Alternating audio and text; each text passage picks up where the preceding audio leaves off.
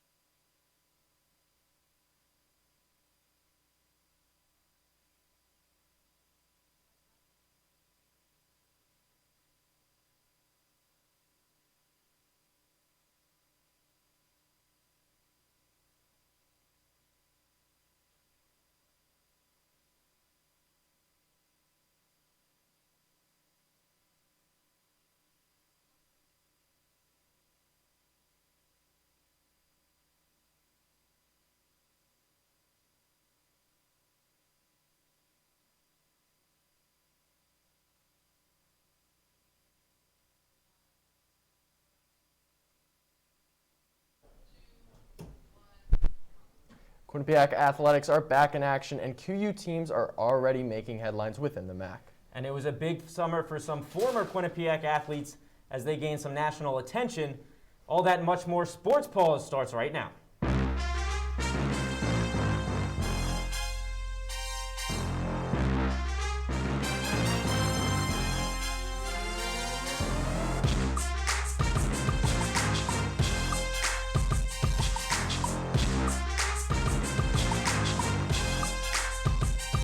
Welcome into Sports Paws. I'm Ryan Coop. Alongside me is Ethan Logue. And as the real Slim Shady once said, guess who's back? Back again. Sports Paws back. Tell your friends. I'm not sure that's exactly what he said, but you get the point. Sports Paws is back every Monday night to bring you the latest news, highlights, and everything else you need to know about Quinnipiac athletics. And although class has only been in session for 1 week, we have plenty to catch you up on since May, so let's get it going. After finishing up at Quinnipiac last May, 3 Bobcats took their talents to the big leagues. Keith Petruzzelli signed with the American Hockey League's Toronto Marlies. Colton Bender was selected 10th overall to the San Diego Padres in the 10th round. And Taylor Gerard was selected to the Women's National Hockey League. She was the first overall pick. She won't have to travel too far from Quinnipiac because she will suit up for the Connecticut Whalers this November. Quinnipiac men's basketball team received some great news over the summer as Jacob Rigoni, the all-time leader in program history for three-pointers, announced he will be returning to Hamden for a 5th year. Rigoni is taking advantage of an NCAA waiver that allows student-athletes who competed in the 2019-2020 season an extra year of eligibility. Rigoni led the Bobcats in points per game with 11.8 and in rebounds as well with 6.3.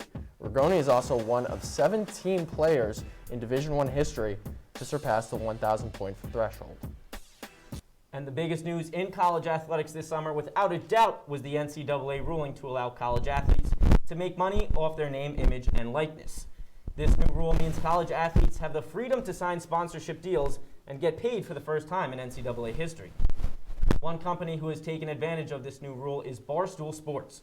Barstool has signed over 4,000 college athletes across the country, including 22 Quinnipiac athletes. Quinnipiac men's hockey defenseman C.J. McGee was the first Bobcat to sign with Barstool. All 22 athletes were announced on the Barstool Athletes Instagram page and will receive some free Barstool Sports gear.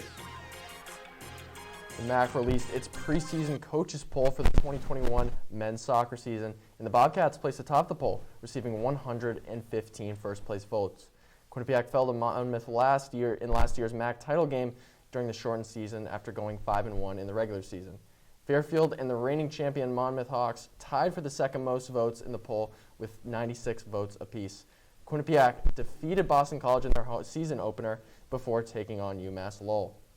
And let's take a look at the Bobcats matchup and how they fared against the Riverhawks. Quinnipiac and UMass Lowell facing off in a Friday out-of-conference matchup in Hamden. Simon Hillinger and the Bobcats looking to maintain a perfect record early on. Let's jump straight into the first half of action. 6th minute we are in right now. Bobcats on the attack early. Braj Austin, the MAC preseason player of the year, has a clean look but can't get it to go. Remains scoreless. Now David Bercedo finds himself in acres of space and tucks it past the keeper bottom right. Bercedo's first goal of the year after scoring 3 times in his debut season for the Bobcats. Quinnipiac now up 1-0. Later in the first half, watch Austin makes not one, but 2 Riverhawks defenders fall to the ground. However, Magnus Reistad was unable to put it home. 72nd minute now, Victor Viana with the best look for the Riverhawks all afternoon, but he is unable to convert. Bobcats still holding on to a 1-0 lead. And that would prove to be the final score as the Bobcats were able to hold on and maintain a 1-0 victory and remain unbeaten on the season. As you saw in that highlight, the men's soccer team doing good in the new season, a devastating loss in the MAC championship to the Monmouth Hawks. Let's look at just how good they are looking at the start of the season. We welcome in Ben Kane, Quinnipiac soccer beat reporter, who's live in the studio with Ethan. Ben, good to have you in studio as always. So far, the Bobcats are off to a hot start, and I'm just kind of wondering, what are your expectations for this team after a good start? Ethan, I have pretty big expectations for this team. We saw last year they fell to Monmouth in the MAC championship game, There's only 5 minutes left in that game when they conceded. So I'm looking at the very least for a return to the MAC championship. This season, the Bobcats look very hungry on the ball. They are flying around everywhere on the field. But gone are last year the fearless Bobcats, who would just push forward and didn't really care about their defense. They kind of left some holes in the back. But now we see a more composed team that knows when to push forward and also when to sit back and build out of the attack. David Bercedo in his press conference today was talking this about me when I asked, how do you play the high press? What is it like running all game? And he said the reason he does it is for his team. He wants to win. This team wants to get back to that MAC championship, and I'm expecting them to this year. Seems like a lot more aggressive team as well, and a lot of solid players to choose from. But in your eyes, who's one player that everyone should keep their eye on this year? Now, when you look at this team, you see Brog Austin, Thomas Vekula, or even Paulo Suarez. But I'm a defender at heart when I played soccer, and my player to watch this season is Dejan Duric. Dejan started as a freshman in 2018 and has played 47 games for the Bobcats since then. He fits perfectly into DaCosta's system because DaCosta likes to push those wingbacks forward, get them in the attack. But when you do that, you leave a spot in the defense. Dejan drops in and he creates those triangles or passing lanes to build out. It's just great to watch. And in my eyes, I'm a big Man City fan. He is the Fernandinho of the MAC. Well, that's a big comparison. And finally, Ben, the Bobcats are set to play Sacred Heart this Wednesday. How do you think they will fare against the Pioneers? Now, like you guys said before, the Bobcats are 3-0 and Sacred Heart is 0-3. In their last series meeting, they won 2-1. But when you look at the box score in that team, you have the likes of Simon Hillinger, Henry Wiegand, Jared Mazzola, and Thomas Vekula all playing for this team, and they're all back in this lineup now. The Bobcats came out flying against UMass Lowell after being a little flat-footed against Boston, and I expect them to push forward and keep up that same intensity, so I'm expecting a big Bobcat win. Well, the Quinnipiac men's soccer team aren't the only ones with high expectations this year. The women's soccer team ranked second in the MAC preseason poll. They will be looking for redemption this year after a tough finish last year, losing in the semifinals to the Monmouth Hawks. And leading the way on that redemption tour will be two players who received MAC Conference preseason honors. Rebecca Cook was named MAC Preseason Player of the Year. The Dublin, Ireland native led the Bobcats in points last season and scored the most points in a season by a Bobcat first year since Selena Salas in 2018. Selena Salas is still making headlines 4 years later. She was named to the MAC preseason All-MAC team. Now going from the polls and awards to the actual action. The Quinnipiac women's soccer team was in action yesterday as they traveled to Orono, Maine for a matchup against the Maine Black Bears. And as you can see on your screen here, the Bobcats took care of business against the Black Bears, winning 4-1. The Bobcats made their shots count as they were very efficient, scoring 4 times with 7 shots. The Black Bears, despite doubling the Bobcats in the shots department, were only able to put past one shot past Quinnipiac goaltender Megan Phillips, who played outstanding and finished the match with 7 saves to her name. The Bobcats are set up to play Vermont this Wednesday. And coming off a 3-game win streak to start the season, it's no surprise to see some Bobcats receiving weekly MAC honors. On the offensive side of the ball, Rebecca Cook earned Offensive Player of the Week. She got 6 goals on the year already and 13 points, already surpassing her rookie campaign point total in only 3 games. On the defensive side of the ball, Megan Phillips was awarded MAC Defensive Player of the Week. The junior goalie has only allowed 1 goal in 3 games. Well, it is time for our first commercial break, but make sure you stay tuned because when we come back, we're talking Quinnipiac women's volleyball and how they've started the season.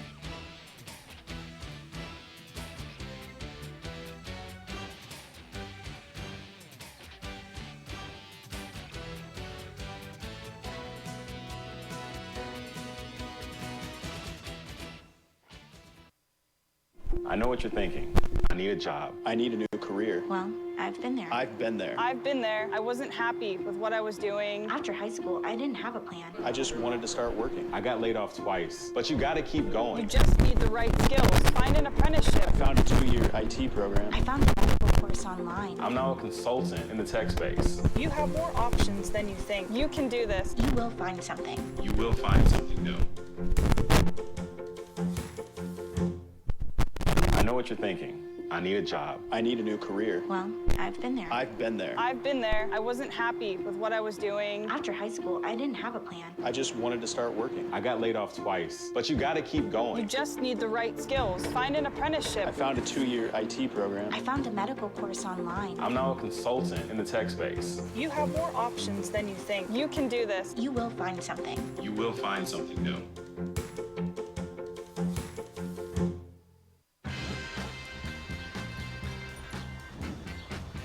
When we adopt a shelter pet, we discover they're a unique mix of all kinds of things. Come on, Drew, spot on this last one. There it is.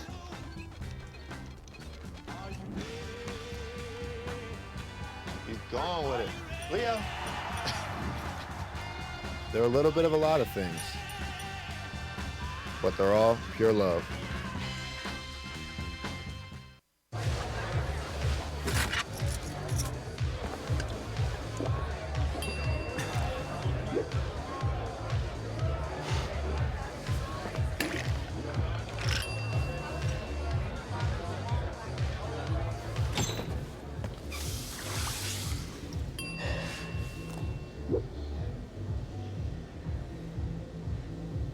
If you need to do something to feel okay to drive, you're not okay to drive. Don't drive buzzed. Welcome back to Studio 129. We are glad you are sticking with us on this fine Monday evening. Let's get right back into the action. The Quinnipiac volleyball team opened their season at the University of Rhode Island as they competed in an invitational against URI, Holy Cross, and Bryant. Quinnipiac volleyball beat reporter Eric Kerr has more on the Bobcats' return to the court and their expectations for the upcoming season. A new season is already in full swing for Quinnipiac volleyball. A quick return back to the court after last year's season ended just a few months ago in April. The team's first 3 games at Rhode Island's Invitational Tournament gave a variety of Bobcats a chance for more playing time. That's really up to them, you know. It's really up to who's competing at the highest level at any given moment. That's the culture we built in the program. Each and every day we have athletes that are fighting for spots and really getting after it, so it could change. Players were working on trying some new things, including senior middle blocker Nicole Legg. She was working on a new offensive attack that was a bit outside of her comfort zone. Slides are not really my favorite, actually. So Coach Kyle actually makes me run slides a lot in practice and pushes me to be uncomfortable and run as many slides as I can. That is kind of what has put me more towards success. And the offensive attacks from the front and back row, and including some impressive slide attacks from Nicole Legg, weren't done overnight, as the work was spent right here at the Bird Con Court to prepare themselves for the long season ahead. We're always trying to evolve the program, the team, the level of volleyball. Me, I always look at the long game, right? Like, we're never like, hey, we got to win right now. Well, no, we got to be trying to get better right now and consistently get better.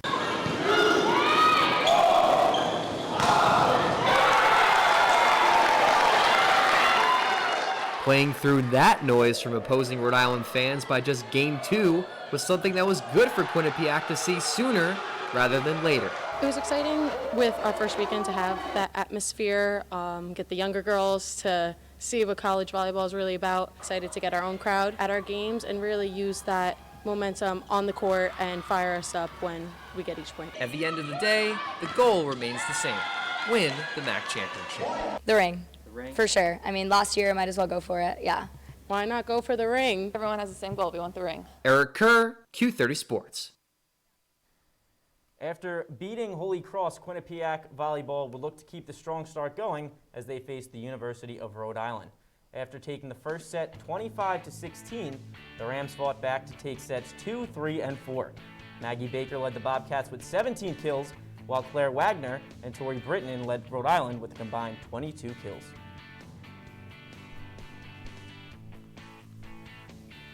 We now welcome in volleyball beat reporter Gage Kilborn to break down the X's and O's of games 1, 2, and 3 in the Yale Invitational. Hey guys, thank you for having me. And the Yale Invitational, we saw a lot of ups and downs for the Quinnipiac Bobcat squad, so we'll get right into it, starting with their first game against Syracuse. Now, Syracuse Orange, of course, they're probably one of the more powerful and tougher teams out of the ACC, and probably the toughest opponent they'd have faced all year. So with this play right here, we see Chloe Kanui hits the ball to the opposing side. When Polina Shimanova passes it to setter Alina Karakasi, Before we continue with the clip, notice the Bobcat defense.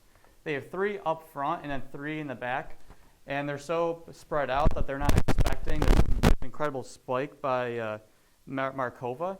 So when Markova spikes it, she finds it in an open spot where there's no Bobcats around, and that's an easy point for the Orange. And plays like that are a big reason why, a big part of what went wrong with the Bobcats on D. But they had some good plays, as Maggie Baker is probably one of the stronger and more dynamic players on the team, as we'll see a clip from the second game against the Hartford Hawks. And the Hartford, they had a nice rally going. This is late in the game, the 4th set, and we see Maggie Baker. And with that clip right there, we see Maggie Baker. It might seem like not much happened there, but Maggie Baker read the defense perfectly. They were all expecting her to hit it across the court to the right side. So that's why there was an open alley down the line. And she noticed that, and she was able to hit it down the line and caught the defense napping there. And in the final game between Yale and Quinnipiac of the invite on Saturday, we saw Quinnipiac try to make a comeback in the 3rd set. They were down 2-0 in the overall game, but in the 3rd set they made a comeback and they were up 20-12 at one point. But then Yale started to find some of the weaknesses in the defense once again. A lot of holes yet again. We paused right before the spike. We see, if you notice, the first-year libero, she was out of line there, and there was like an open alley right in the back corner, and that made an easy spike for Yale's Bonnie Bostic to come through and take a nice point and set Yale on their way for a 3-0 set sweep of the game. And Quinnipiac finished 0-3 in the Yale Invitational, but Coach Kyle Robinson believes that the one thing they're going to work on in the upcoming year, this week before they can head out to UMBC for another Invitational, is to just focus on their defense and trying to strengthen those holes together, all together. Back to you guys at the desk. Great insight as always. And now time for our final break of the night. Coming up, we talk field hockey, and it's the return of everyone's favorite segment, Top 5 Plays of the Week. Stick with us. We'll be right back.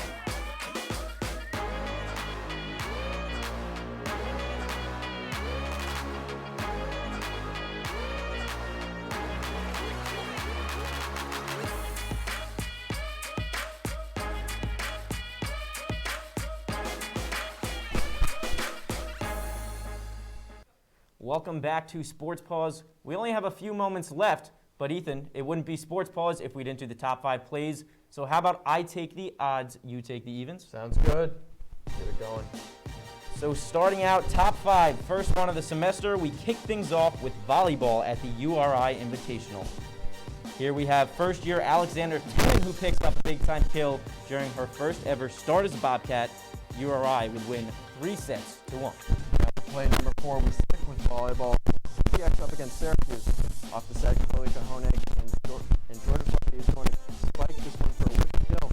Impressive play from the Bobcats, however, Syracuse is going to win 3 sets. And switching gears for play number 3, women's soccer on the road against Maine. Check out this diving stop from goalie Megan Phillips, who denies Susanna Gaines with this brilliant save. Let's take one more look at this one in slow motion. QU wins 4-1. Going forward, steady. What a save. And now for play number 2, we're going to stick with women's soccer. Now it's Rebecca Cook scoring her 3rd goal against Maine for the hat trick. The back-to-back MAC offensive player of the week is a hard start, helping women's soccer stay undefeated so far. And our top play this week comes from men's soccer against UMass Lowell. And this time it's going to be David Bersedu who finds himself some room to tuck the ball into the bottom right corner, scoring his first goal of the year and the game winner. QU wins this one 1-0. Well, Ethan, that is all the time we have for tonight.